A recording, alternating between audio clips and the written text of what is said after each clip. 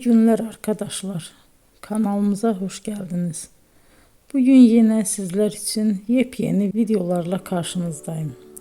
İki başarılı oyuncularımız Elçin Sangu ve Barış Ardus'tan güzel paylaşımlarını sizler için hazırladık.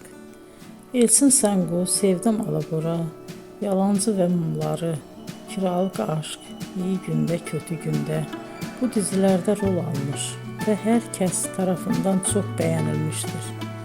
Biz de Elçin Sangu ve Barış Ardus'tan en güzel sempatik fotolarını sizler için hazırladık.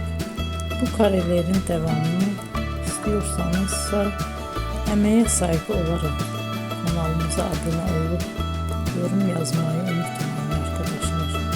Teşekkür ederim.